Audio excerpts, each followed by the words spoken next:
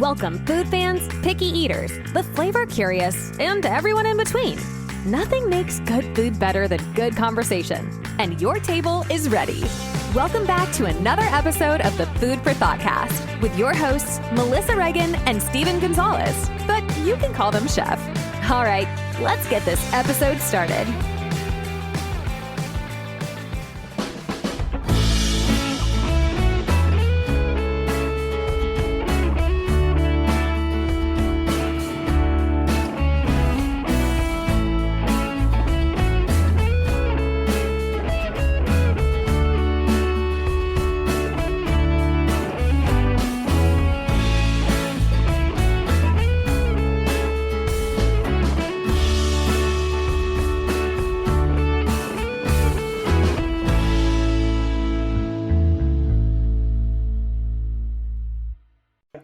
As always.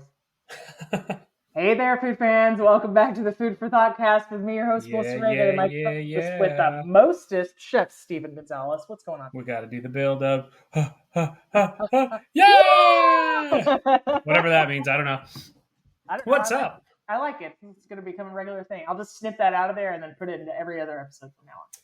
That's a good way to do it. Steven's having a nightcap. Steven, what are you drinking? We are having a 12-year Scotch Lagavulin from Nick Offerman with my vintage 1986 vintage cup because I'm limited edition. There's only one of you. My mommy gave me this cup, and it's great. Aww, I love that. Right? I'm drinking nothing. Earlier today, I was drinking strawberry kiwi Kool-Aid, so there. Yum. Because I'm a child. I made it with Splenda, for the no calories, but yeah, delicious. Still good. Yeah, buddy. Still I'll good. allow it. Totally. What have you been up to, Steve? Work with a side of work and a little more fun and work and cooking a little bit here and there. So yeah, what about you? Work. The most cooking I did this week was I made peanut butter jelly sandwiches for the week to take in a lunchbox. Oh, and lovely.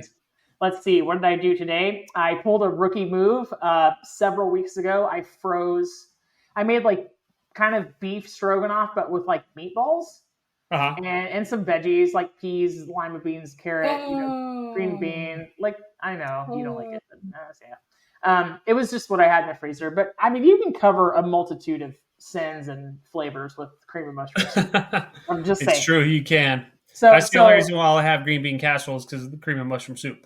But I messed up and I froze it into a large container, and the large container was like 3 servings, and I was like, I don't want to eat this 3 days in a row, so I thawed it out just enough to be still a safe temperature, chiseled it apart into 3 smaller containers. That was like my huge accomplishment for the day. So now I don't have to eat it all at once. Yay. I would have just gotten my cheapest knife and tried to cut into it 3 different portions.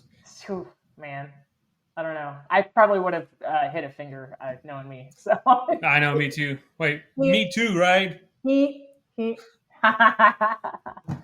just kidding. It's still there. Don't be scared. I still have it. See? Hey. Those of you watching at home, yes, you can see that I still have all my fingers. Steve, what was the most amazing thing you ate this week? We were teaching, when I say we, I mean me. I was teaching my followers on social media how to make oxtail stew. Ooh, I saw that video. It was delicious. Yes. My problem, and it really wasn't a problem because I enjoyed it, but I was told it was supposed to be cold. We were supposed to get a cool front, get down into the 60s. I mean, I love that weather to be honest, because it's light sweater weather. Go out in shorts, you're good. But it was hot, and so I figured, you know what? I've already committed. We're going to do this. Nice. Yeah, nice. I like I bet it still tasted great anyway. Oh, no, flavor was on you're point. Like the soup guy. You like soup and stuff anyway, right? When it's warm I like outside. sandwiches, but I'll eat a soup when it's hot outside. But not typically, you know. But like I said, I committed, so... I was supposed to be making Halloween stuff, but it was supposed to be a Halloween stew, air quotations, and I was going to try to make like my mushrooms look like little skeletons or skulls and whatnot.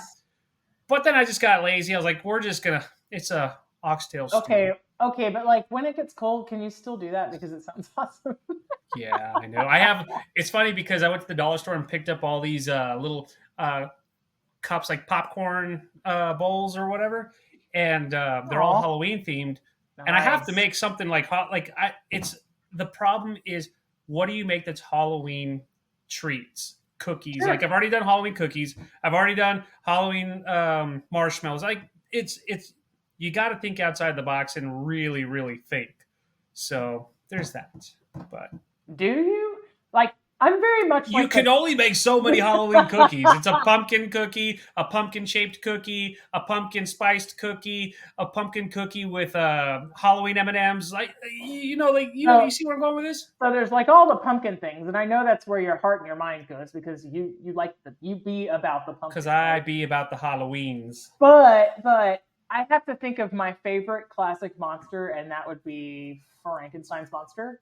And so when I think Halloween, I always think like green. So I'm like, you could totally do like lime green Rice Krispie treats. I don't know. I'm just spitballing here. I think I've done Rice Krispie treats. At this point, I've made a lot of content, and I think I've done it. But if I haven't, then yeah. And then to me, it's like I'm super lazy, so I would be like, play on words. The Count Chocula cereal goes into the Krispies treat, and then it's Halloween, right? Like everything chocolate is Halloween. Done. Wow, that's a very good point. Done. Yeah. Steve, have you ever made popcorn balls? I have actually. I like them. They're delicious. I tried to make some sugar-free maybe like a week and a half ago, and it didn't work. But I just ate it with a spoon. I really was not successful at all.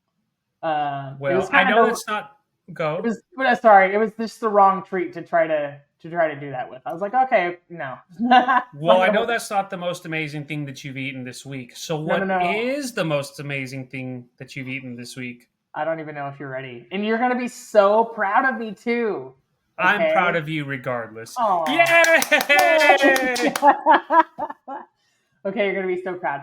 There's this place downtown called Oro, and I had pasta that they have with you ready? Drum roll, please.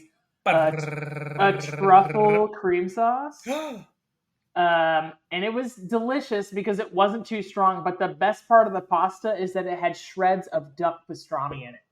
Oh my gosh, dude. It was so good.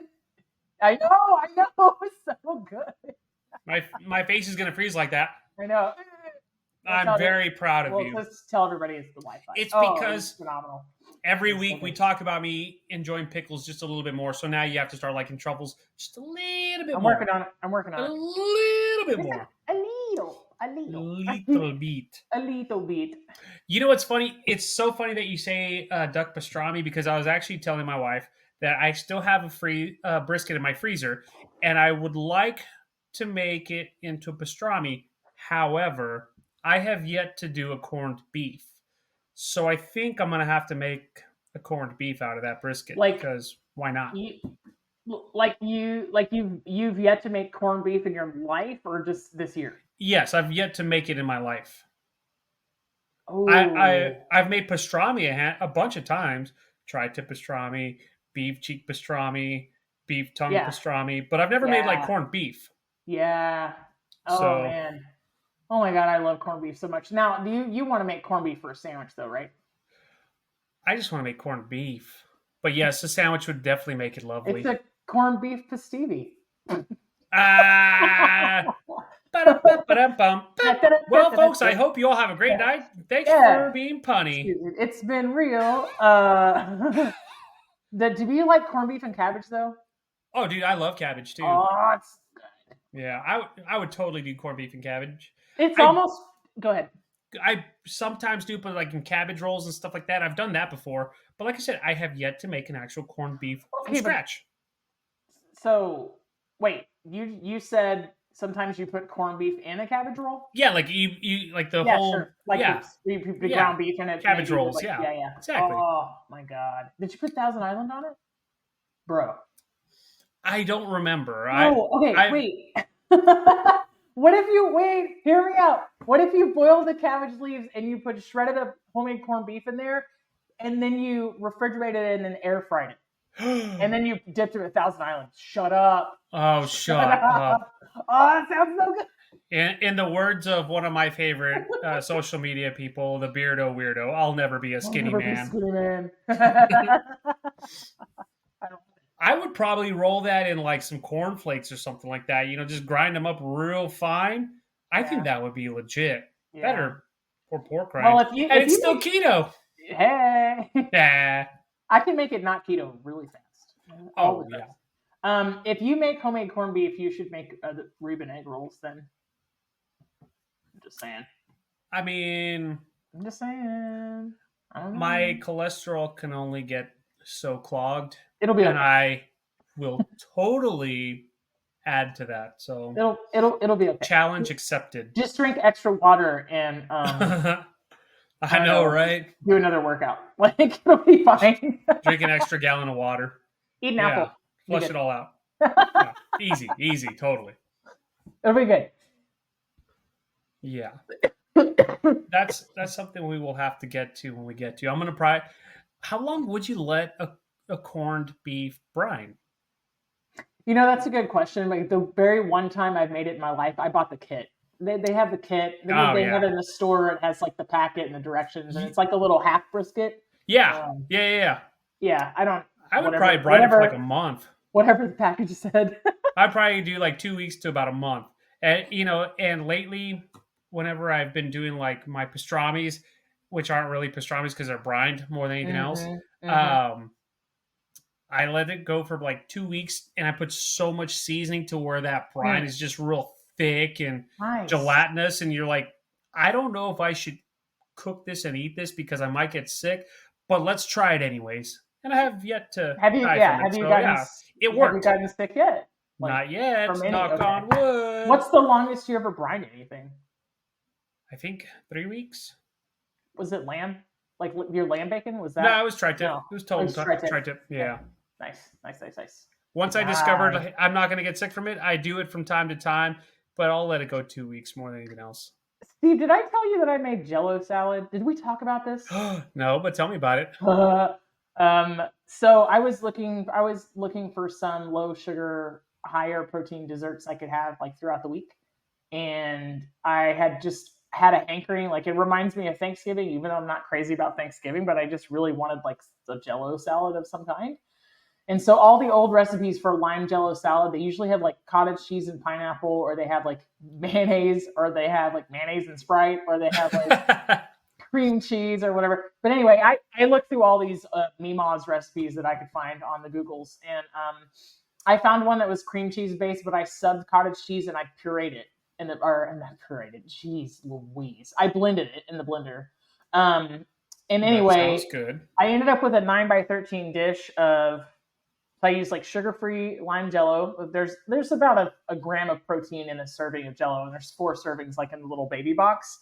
And then it's like gelatin based. It's like the same protein you get from like bone broth, right? Right. And then the cottage cheese is like packed. So a pound of cottage cheese and a regular size can, like a 15-ounce can of crushed pineapple. I blended it all until it was smooth and made it into a 9x13. Dude, there was 6 grams of protein in each serving, like 100 calories and very little sugar. And it was delicious. It sounds like it would be. Well, yeah. It tasted super nostalgic because I cut it up into squares, and then I made like I froze a couple of them, and they had kind of a sherbet quality. So it was great. It was really great. Yeah. See, I thought you were going to be like, I got lime green Jell-O and mixed it with some romaine and some tomato and cucumber. No. I'm kidding. I know you would never do that. Yeah. No. We would never do that. No. Jell-O and I might. actual... Well, I mean, there's aspic. Like, it came from somewhere. You know what I mean? Right. Ugh. Gross. I don't think I have the... I'm not that adventurous, you know?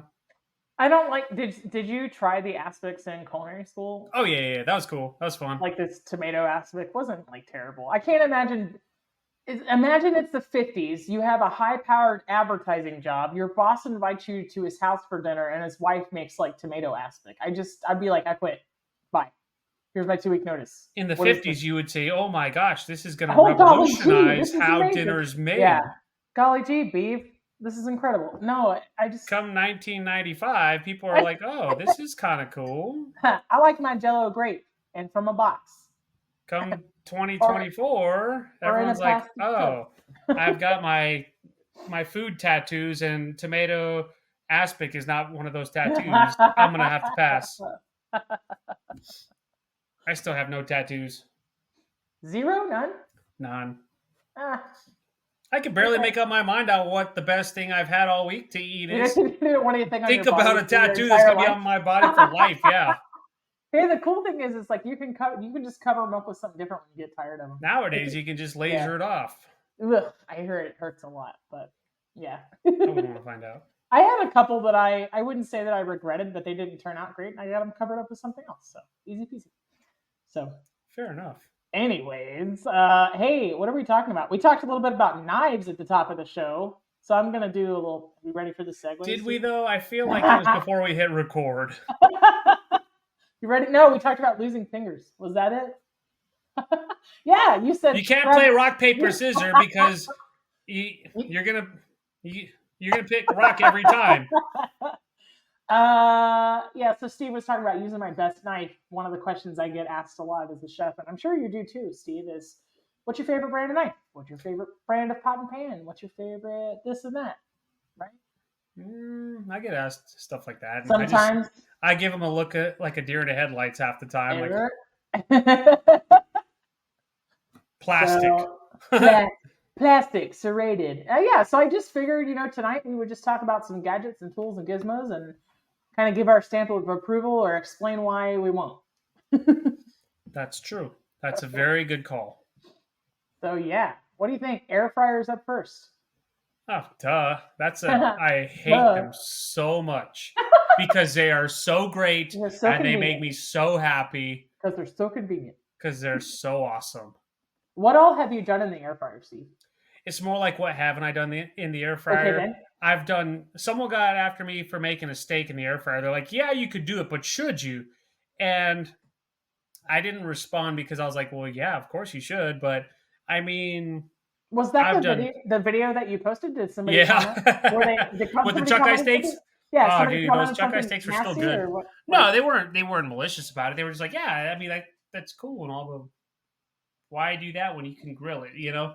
But in my defense, and I'm not blaming that person for nothing because, totally legit question, but I had no gas in my house. And yes, I could have easily lit my pit, but I didn't want to. So I air fried a steak.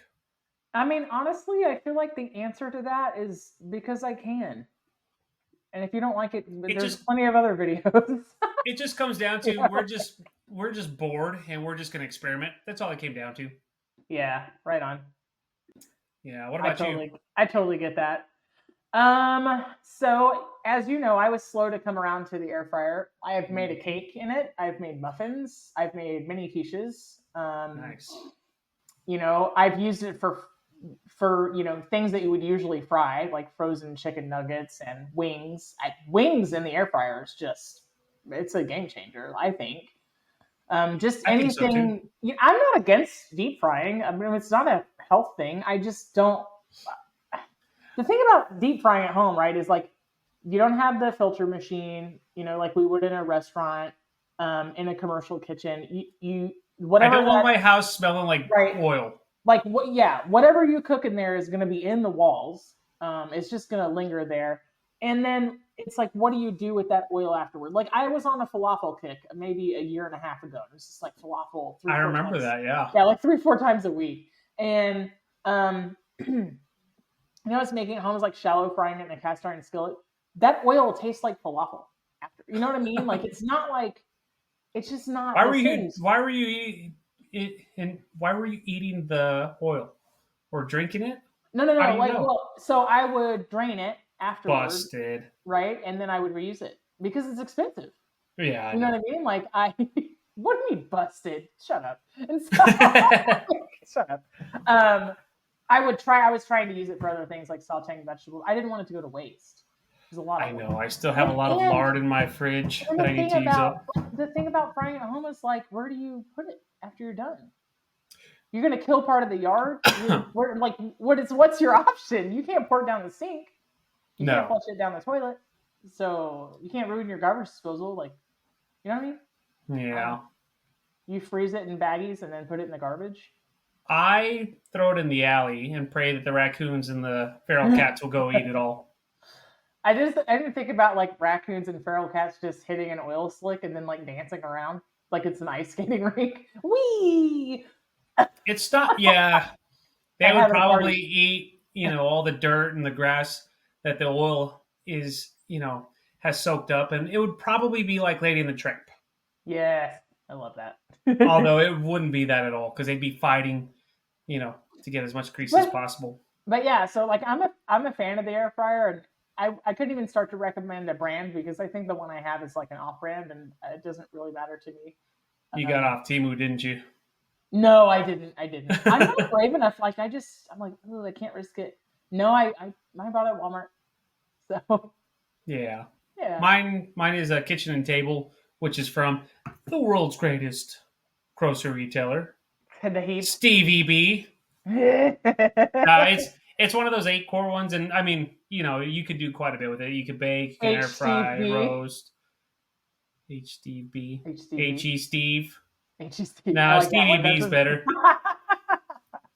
But I mean, in all seriousness, though, like I think those things are great. So, what's the next thing? Yes, Steve, do you own a food processor? Yes, I do. What do you use it for? Absolutely nothing. Oh, I do not use it. No. What's the last time you used it? Like what? Ever?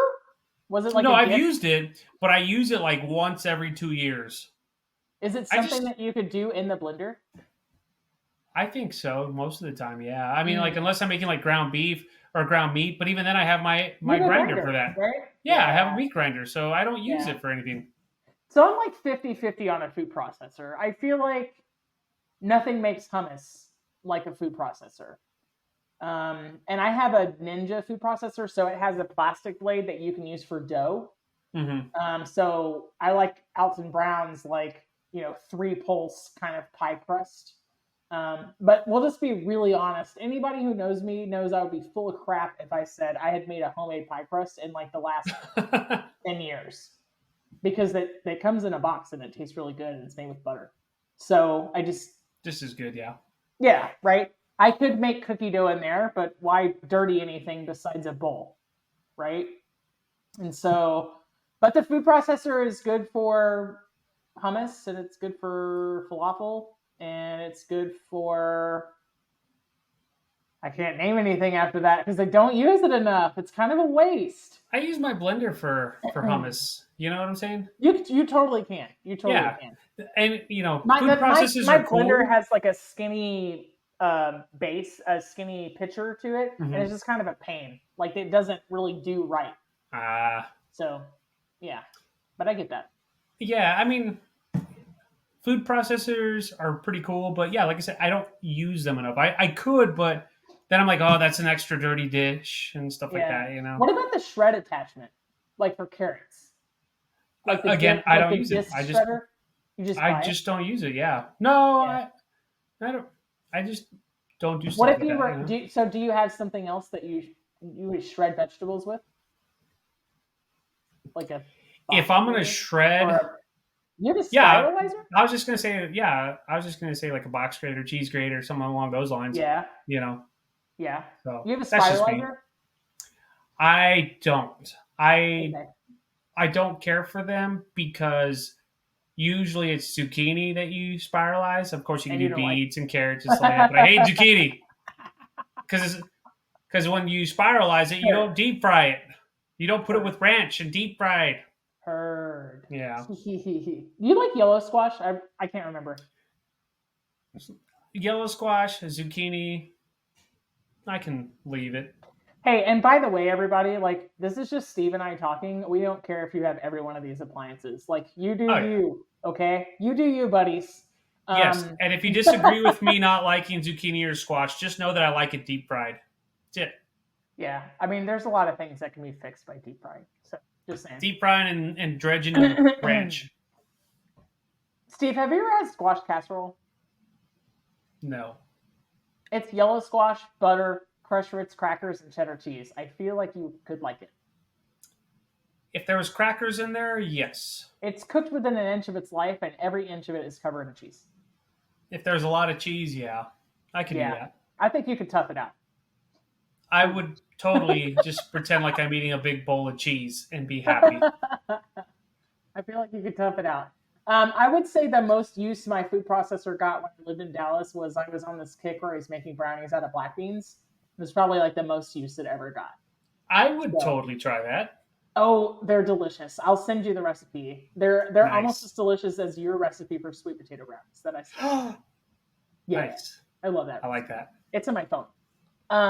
Yes. But yeah, no, it's like black beans, and it doesn't even have flour or egg in it. They're pretty magical, and it has a peanut butter swirl through the top. You would really like it. So, sounds like I would, yeah. Totally. Beans are the musical fruit. Just saying. Yeah, just ask my dog. If you need help tooting, just saying. Just ask my dog, because he likes to eat beans. And when I say my dog, I mean me. You mean you. Mm-hmm. All right, so to the food processor's cousin, the blender. What do you use it for? What don't I use it for? I use it to air fry. No, I'm just kidding. You're like, I mowed the yard with it. Right? My neighbors think I'm weird for it, but, you know, I get a lot of juice out of it. You're just running around your front yard with the blenders, like, in front of you. Like I said, I like to make my hummuses in the blender. Of course, you know, like margaritas, and there's some sauces. Like every now and then, if I just don't feel like making a hollandaise over the stovetop, I will totally throw it all in the blender and just let it go that way. Yeah. And it comes out great every time because it emulsifies like that. Right. You know what? I will go back to the food processor. I do like to make Caesar dressing in my food processor because it incorporates so much air and it helps emulsify. But the blender does the same thing too. That's a good point. Yeah. Yeah. But, you know, like, so that's a really good point for everybody listening and watching. And by the way, thank you. The food processor has more surface area. So sometimes, like, if you're blending something, the base can get kind of warm. Yeah. Because of the amount of time it takes, like, it doesn't have as much room to move. So that's, like, a super valid point. Yeah, I get that. I find myself using the blender the least, the actual blender proper. I have like the Ninja system that has like the bullet and it's smaller. So like when I blended the cottage cheese, I could fit a whole pound of it into the bullet container. It's like a smoothie. It's like a smoothie cup essentially, right? It's like a 24-ounce with a little blade, but I could just put it on and tap, tap, tap until it was pureed. I didn't have to mess with the blender, and they're easier to clean. So I just kind of find myself that the only time I'm using the blender really is like salad dressing. But I had a stick blender for that. So it's like, and then it's less stuff to clean still, right? You know what I mean? Yeah, like it's like I was thinking while you were talking, I was like, well, maybe this is the last time I put like soup in the blender. Like I love to put like carrots, tomatoes, onion, you know, garlic, shallot, cherry tomato, cherry tomatoes or butternut squash or like acorn squash on a sheet pan, roast it all up with like cinnamon and curry powder and like make soup out of it, like puree it, right? Yeah. For the fall. But I don't mess with any of that anymore. I pour it in a pot now and cover it with cream and broth and then use the stick blender. So I do that too, but sometimes it doesn't really work and get everything like I want it to. So sometimes I'll take the extra step and use like the Vitamix blender that we have. Mm-hmm. And everything comes out just velvet, you know? It's incredible. Oh, yeah. Well, they're expensive, but they're so worth it. So if you're making like mayonnaise or aioli, do you use the blender or the food processor?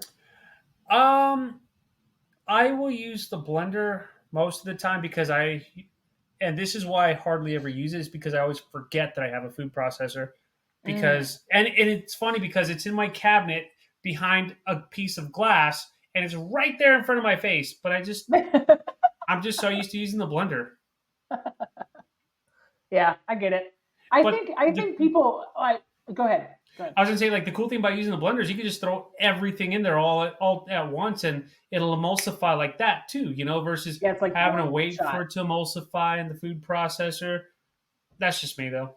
Yeah, for sure. No, I get that. I really think it depends on what it is, and you bring up a really good point. there's some gadgets in my kitchen, some tools and stuff that I use more than others, just because like they're my favorite. Yeah. There's not an actual good reason or science reason, right? Or like even a common sense deal. It's just like, this is the knife I like. It might not be the right knife for this job, but this is the knife that I like because it's my favorite. Oh yeah, totally. I'm not a big fan of people who are snobs about it. Like, oh, you're using a vegetable knife to cut this. It's like, get out of here. It works. It gets the job done. I want the knife that feels the most comfortable in my hand so that I'm safe. Well, that too, but I mean, yeah, like, no, I'm saying like, then that's why to me it doesn't matter. Like there's a large piece of the population that will use a paring knife to do what they were intended to do, pare down vegetables, which is to peel them. Mm-hmm. Yep. I don't think that's as safe as a peeler because you're cutting toward yourself, and also you're cutting over the sink or a trash can, which is gross because you drop something in there. You know what I mean? And so that's where I take that hard line, is like they taught us in culinary school not to do that, even when you're using a peeler, like using it away from yourself, right? Yep. But whether you have like the old school one or like the Y peeler, it doesn't really matter. But that's where that comes into play. Like, I love to use a paring knife to take the bones out of like a ham or like a chicken, nice. Separate the thigh from a leg, right? And that's not its intended use, but I don't care because that's what feels right to me. Yeah, usually I'll use my chef's knife for stuff like that, but I will use a boning knife from time to time if I'm just not wanting to ruin my good knife, my good chef's knife. But that thing I use for everything, so there's also that. Yeah, like, and I have like some interesting. I have my knife rack kind of looks like the island of misfit toys. Like, there's nothing that matches. There's nothing that's a part of the set or anything like that. There's kind of things that I've collected over the years. And I have a really small, like 5.5-inch Santoku chef knife, which is teeny tiny, but it's sharp and it will do everything. Exactly. So, and then I have, an 11-inch chef's knife that I use for like watermelon, butternut squash, things like that, where I need a little heft, like in the handle. But yeah, like I use my 10-inch for everything. Yeah. I mean, and you certainly can. I mean, and the last time I used a flexible boning knife was like for a small fish, like a trout. Yeah. I feel like that's like, those are some gadgets that you've been wanting to talk about. Tell me, what is it about knives that makes you happy? Everything. I think knives are a chef's best friend. It's technically a gadget, no? I think so. We'll say tools. We'll put everything in the tools category. Tool. Yeah. Yeah. Do you prefer a French chef's knife or a Santoku with the rounded top? I like the Santokus, but I mean, give me a knife, I will make some cuts. I mean, I don't care what it is. As long as it's sharp. Do you have like a preferred knife material? No, not at all. Give me a knife, I will make something happen. I used to like the enamel coated ones. Like the ones where the blade is the same color as the handle. It was like all one piece. I really like those a lot. And like the globals and stuff? Not even that expensive. These just like they would come in like bright pink and bright blue and like neon green. Gotcha. They were like a real cheap buy. They're like $12.99. You could find them on sale. Yeah. But they're like wicked sharp, and you could keep them really sharp. And they have a really thin blade, so they were like kind of nifty for stuff, and they could be really fast. But yeah, I just kind of like I like Henckels, just a stainless, and something where the riveting goes all the way down the handle. Yeah. I used to think everything with a wood handle looked cool, but they're just gross. I don't like them. Bacteria gets in there. I don't know. It's not right or wrong. It's just my preference. Like, yeah. I had a really nice ceramic knife that I paid a lot of money for once, and it fell on the floor and broke. Like, yeah. I mean, I was like, okay, well, that's the end of that. Yeah. A friend of mine got me into Shuns, and ever since then I haven't looked back. If I ever use or buy knives, I like to buy Shuns. The problem though is I don't want to use them because I don't want to mess them up. Because you spent all that money. Yeah. You know what I'm saying? So those are a lovely collection knives. If I have people over, or I mean, even in my videos, I'll use my Shuns. But I'll just use it Stephen. I'll just use my cheap $12 knives, Yeah. Yeah. So there's I that. always think people ask me like what the best knife is a lot, and I was just telling them exactly what I already told you is it's whatever you feel most comfortable with in your hand, because you're going to be less likely to make mistakes, Cut yourself, get nervous, cut yourself, and just safety first. Yeah, of course. Yeah, there's tiny. I have some tiny paring knives in my kitchen, and to be quite honest, the only things I ever use those for is like opening mail. Like they don't touch food; they're just like meh. And if I have to peel something, it's gonna be a peeler, and if it's something large enough to peel with a knife, it's gonna be my chef. Yeah, yeah, I agree, 100%. When's the last time you used a bird's beak, Steven? Back when I was in restaurants, hotel restaurants. Let me rephrase that. So it's been about 12, 13 years since I've used one. Yeah, Turn potatoes. For those of you who don't know, it's just a slightly curved. It looks like a bird's beak. Yeah. And so we use it for turning potatoes and turning mushrooms, tourneing mushrooms. So you can tournay a mushroom. Yeah, or fluting mushrooms. Oh, fluting. Sorry. Yeah. I was about to say. I mean, like, there's not a lot that I remember. I always use a paring knife to flute mushrooms. It's late, and I'm an idiot. You used a straight? No, not at all. Knife?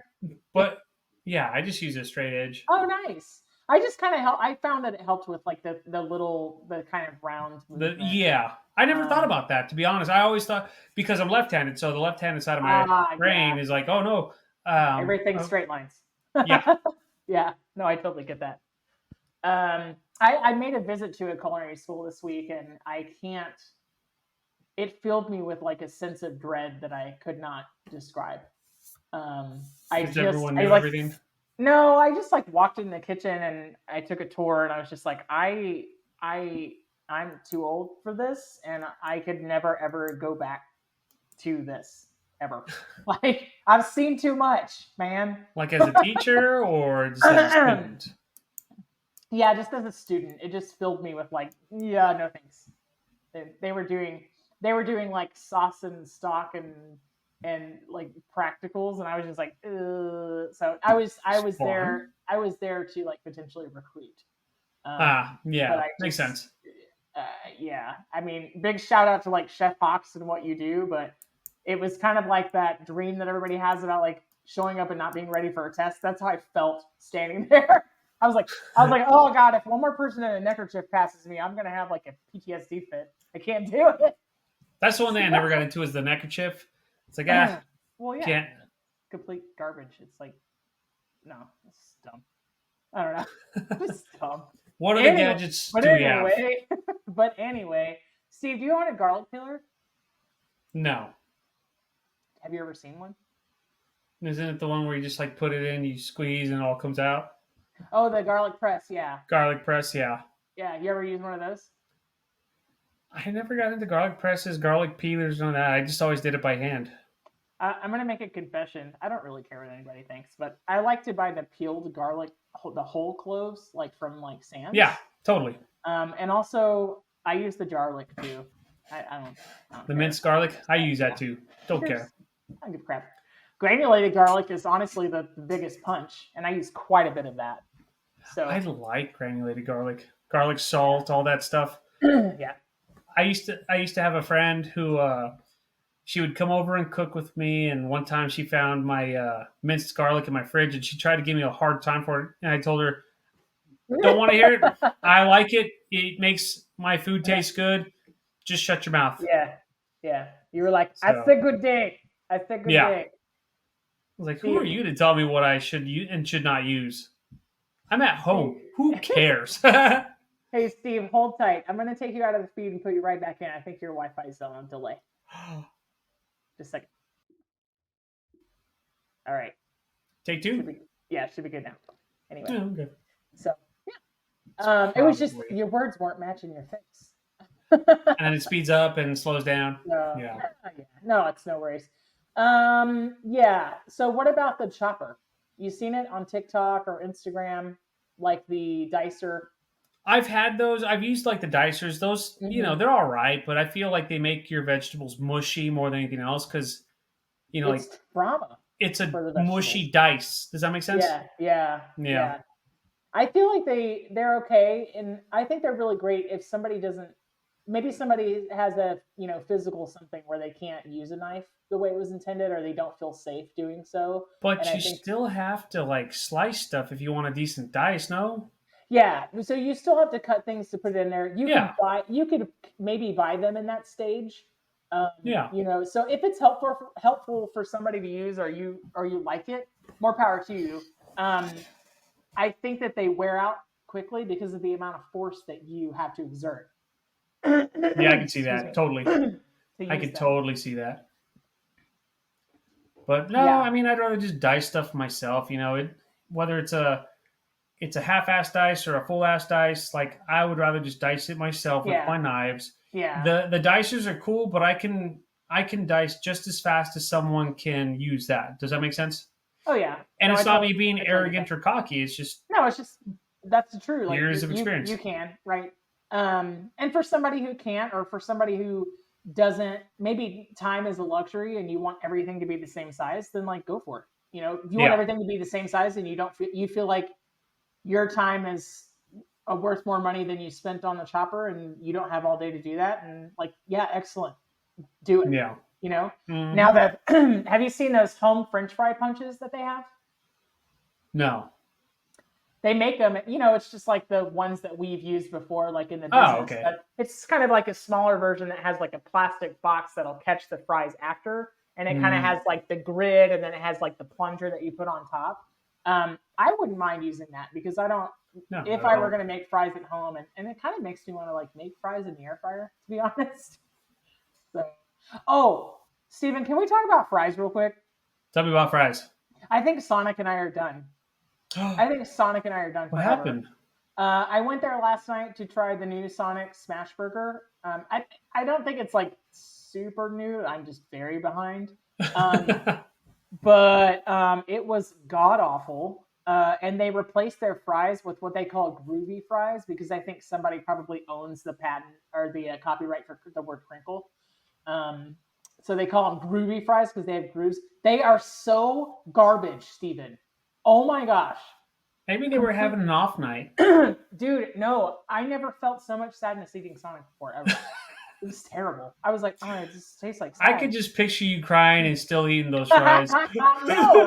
I had like 3 bites and I was like, yeah, no. And then I ate half the burger and I was like, well, what a waste of my time. How do you mess up a smash burger though? What it's like it wanted to be good. It just wasn't. And their whole claim for fame for this like new item is that they're serving it on a warm potato bun. It was not. It was like cold and stale. And then it just something about I don't know. I think they were going for like garlic butter or like different kind of cheese. The cheese tasted weird with the mustard. And just like ugh. I texted and I just wanted a burger all day, right? And so I texted a really dear friend of mine. I was like, "Do you ever just have a blah day where like nothing tasted right and nothing was right?" And she was like, "Yes, I understand completely." Because the tea didn't taste very tea-y, and the burger didn't taste burgery the way I wanted it. Now the fries sucked. That's what you get for going to Sonic Bell. Terrible. What you get for going to McSonic. Yeah. It was just awful. I'm sorry. That's unfortunate. We're not laughing at you. We're laughing with you. I don't know if I'm going back or not. And then I texted my brother, the fast food aficionado, and he was like, "Yeah, I mean, I think Brahms is kind of it for me. He's like disappointed with all the burgers out there right now." Yeah. I was like, "Yeah, but I don't have one of those here." So sad.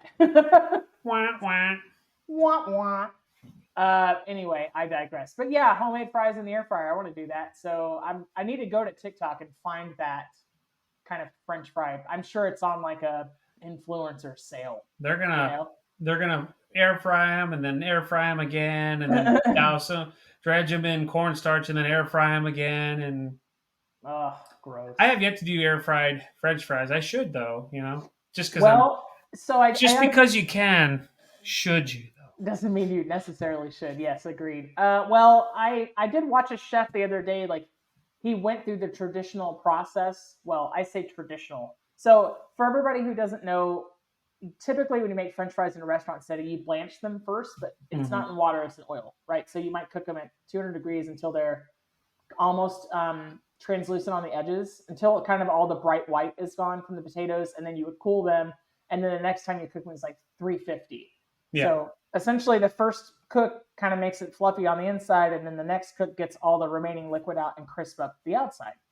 So, but if you were like cooking vegetables or like part cooking pasta or something, and we said blanching, we would mean in water. So I watched this person do the blanch process in water with a little baking soda and salt, pat them dry, refrigerate them, and then put them in the air fryer. They looked pretty good. So I don't know. I'm going to reserve judgment until I try it. But we should try this. Yes. And I mentioned this on another podcast that we were on, but like I like tofu in the air fryer. So I don't know. I haven't done that yet, but it sounds good. It's good. Freeze it, press all the water out of it, shred it up to where it looks like chicken, lightly coat it in cornstarch, or I use chickpea flour, and put it in the air fryer to get super crispy, and then I douse it in like General Tso sauce or like Kung Pao. Or even teriyaki. Interesting. Yes. Or like honey sriracha. Yeah, it's good. Or Parmesan garlic. It needs flavor because tofu is just basically bland. It's a potato. Basically, essentially. Yeah. So. It's as good as you want to make it. Steve, do you have an electronic can opener or a hand one? I used to have a hand one. I love the hand can openers, but I have electronic now because the hand can opener that I had, I broke it because I used it that much. Hulked it out? You're just like, "Ugh." I used it that much, you know? Yeah, you wore it out. Say? Yeah. Well, in all fairness, it was like less than $1. You get what you pay for, you know? Mm-hmm. So, yes. Yeah, electric can openers are fine, I guess. Whatever. Okay. All right. What about you? I just have a plain old hand can opener. I have never had an electric one.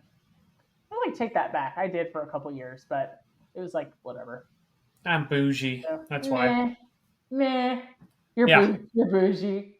What about trying to think of some stuff I've seen. Waffle iron. Have it? I have 2. I don't think I have 3. I have 2 for sure. So I like waffle irons. Do I use them? Not really. But they are available whenever I need them. You're not making keto waffles over there? No. I bought like a regular waffle iron that's like about that big. Yeah, and they come out real flat. And then I got like one of those Texas ones. Yeah.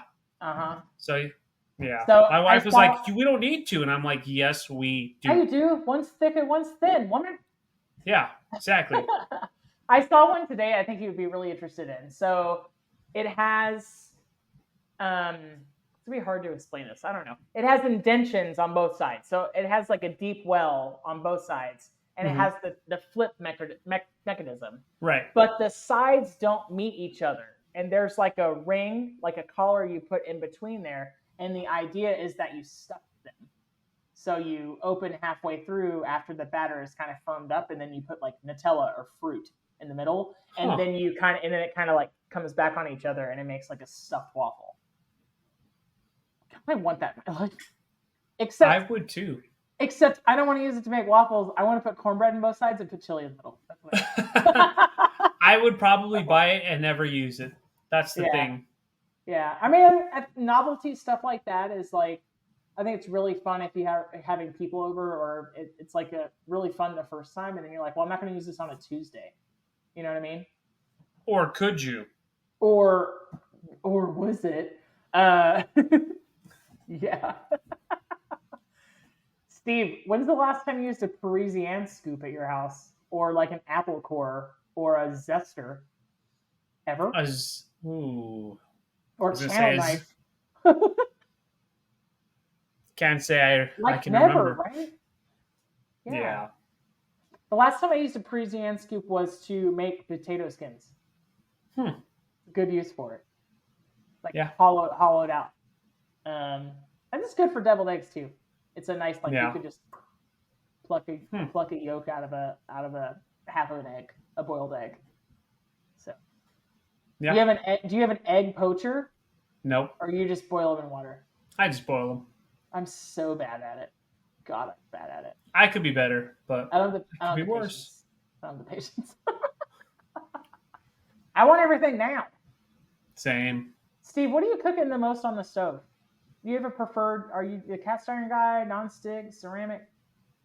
I've been using a lot of cast iron, but I do have a non-stick pan that I use quite often, mostly for eggs and stuff like that. But everything else is in the cast iron. Yeah. I don't use a whole lot of stainless. What about you? Well, I have one little one-off pan that's just specifically for eggs. Like it's good for three fried or a tiny omelet or a little bit of scrambled. It's not good for more than one person, but it is like pristine non-stick, like does not have a mark on it, and it's the egg pan. Like it is a single usage. So I didn't pack my cast iron skillet with me, but I've been into enamel cast iron, so I have kind of like Stove or Le Creuset, but it's like the Amazon brand because they're super affordable. So I have the red with the white on the inside. I have one of those too. Yeah, I have two sizes of that Brazier pan. Like you can't beat. It's like $45 is an incredible price. And I found that I learned that if you scratch them, like I used a Whiskin one time and it wasn't a good idea because you could make marks on it. If you do that, you can use a barkeeper's friend and it'll buff out. Do you know that? I did not know that. Or you can use a little baking soda and it'll buff out too. So if you ever make marks on it, all is not lost. But I digress. I have some stainless. Gosh, I have some stainless that I probably bought when I moved to my first apartment, and I use it for rando stuff like ramen. If I just have to boil something, like nothing too complicated. And I have a big stainless sautoir that I'll use for like braise because it has a glass lid and it can go in the oven. Yeah. So for anybody out there that doesn't know, a sautoir is a frying pan with straight-sided edges. So, yeah. I have one of those. I hardly use it. Breaking out all the fancy terms. Look at us. Hey, it's like we know what we're doing. Look at us doing our thing. And you have a crock pot, obviously. Yes. Do you have a slow cooker or just a crock pot? Crock pot. Yeah. No slow cookers. You don't have an Instapot, do you? I don't. What about you?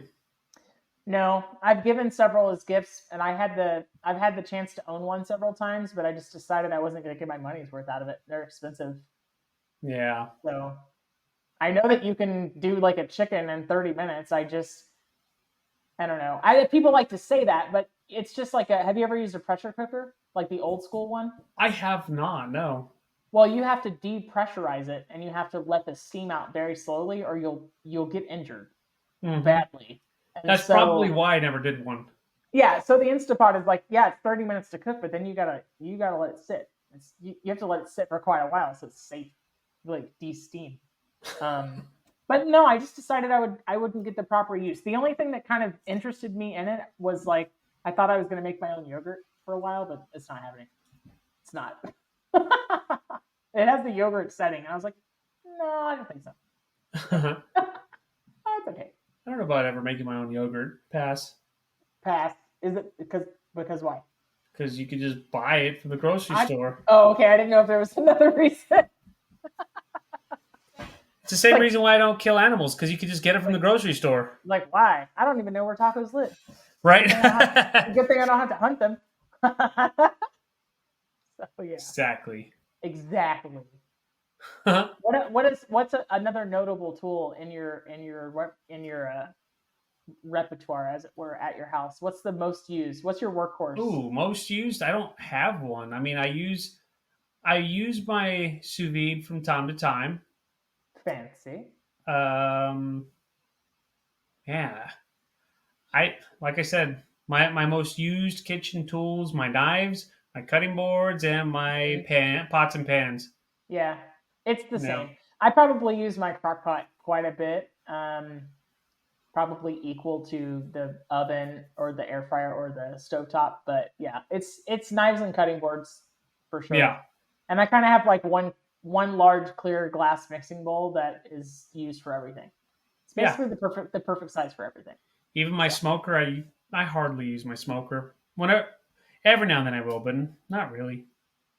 You'll use it when it comes back around to summer, though. Oh, I like to use it year round, but I mean, I use it year round, but like I said, I don't use it very often. Yeah, I get Yeah. it. When was the last time you used it? July? Yeah. Well, Something like around that. your birthday, you have a smoked. I think so. Yeah. Yeah. Somewhere around there, yeah. All right then. But, What is it? Any gadget you think that people shouldn't buy? not off the top of my head. I mean, who would I be to say, oh, don't buy this and don't buy that? You know? Yeah, for sure. I mean, there are a couple of things that I've seen like here and there that I'm like, oh, this is kind of silly. One that comes to mind is like the chicken shredder. I don't know if you've seen it, but it kind of looks like it's like two discs with spikes on them, and you put the chicken in and you like twist it around. I just feel like you could do that with your hands or forks. Yeah. But okay, hey, have fun if that's what makes you happy, you know. Egg separators make me giggle a little bit. I have two egg separators. They came with me at birth, right here. I don't know, whatever. I mean, it's no shade to anybody. If you think that stuff's cute or fun, or if it makes your life easier, go for it. Like if something's gonna get somebody into the kitchen where they weren't gonna be in the kitchen before, then I guess I'm all for it. You know, pizza scissors comes to mind. I don't know if you've ever seen those, Steve. They look like sewing scissors. Why not just use pizza? Just use a knife. Right. Just use the knife. I don't understand. There's just some things that don't make sense to me, but hey, like if it makes you happy, do it. I don't know. What about like a tuna press? Like for canned tuna? Yeah, that's a pretty useless one. Gross. Because you could just use a strainer if you want to get all your tuna juice out. Ugh. No? Yeah, I don't. What's it look like? It's just like a little circle. Like it looks like a strainer, and what you do is you put it. Yeah, you put it. Can. Yeah, and then you turn it over and get all the liquid out. Yeah, just use a strainer. Like what? Yeah, exactly. That's what I'm saying. That's kind of frustrating. Do you have a spice grinder, Steve? No. I find that I use my. Do you use your blender for that? If I have to, yeah. I use my spice grinder for spices and coffee and sometimes seeds. And it was something that I didn't have to pay for. It was like a restaurant was closing and they had an extra one in the box, and I asked if I could have it, and it was a freebie. You know, too bad I was losing my job in the process. But right. Yeah, here's this spice grinder. But I've used it a lot more than I thought I would. So that one was a surprise. When I was in restaurants, yeah, I used it quite often, you know, because you want to make sure like you toast your spices and then grind it and all that stuff, you know. Yeah, I think it makes a big difference versus just grinding or like, you know, throwing it in a blender, you know. Yeah, I mean, I think you can get things a lot finer, but it's also a real beast to clean. Yeah, totally. You can put rice in there. That's the hack, right? Is like you put dry rice in your spice or coffee grinder and pulse it a few times and pour it out. But that rice starts to clump. And if you live anywhere that has any humidity whatsoever, which apparently humidity is huge in the Carolinas, it sticks in there. And then you still have to put your fingers close to the blades, and yeah, fun times. So pass. We're not losing fingers here, okay? Can't lose the fingers today. So not today. Yeah, buddy. Well, yeah, I mean, I just wanted to chat with you about the tools. Tools or cools. Tools and gadgets and gizmos. There's about 1,000 things we probably didn't talk about, but those were the top of mind. And you know, at the end of the day, I say if like it makes it easier and it's getting homemade food onto your plate, then do it. And if you got the space for it too. If you have the space, use what makes you happy. I don't like stuff on my counter, so that probably accounts for the reason that I don't have 1,000 things. So yep, same here. It's like the one place that I can keep organized. Yeah, it's control. It's about control. Steven, what are you cooking this week? Not sure yet. We'll figure it out as we go. Not sure yet. Do you still have the brisket though? It's still in the freezer, so I need to take it out and start brining it for about a month or so. Yes. Okay, a month from now, I want a corned beef update then. Deal. Are you going to make your own spice mixture? Yeah, you have to. You don't don't have to. They sell it. Okay, I'll buy it. Well played. Work smarter, not harder. You don't have to. You could, though. You could use the spice grinder that you never use, or the blender that I don't have. Yeah, exactly. Hey. All right, Steve. We got to go. I'll see ya. Bye. Bye. That's a wrap for today. Until the next episode of the Food for Thoughtcast, make good food, eat good food, share it, and be kind to one another. Thanks so much for listening today. You are part of what makes us special, and we are so glad you joined us. Don't forget to rate, subscribe, and leave a review. Just like food, delicious podcasts are better when you share them with others. Come back for seconds wherever podcasts are served, and we'll catch you in the next episode of the Food for Thoughtcast.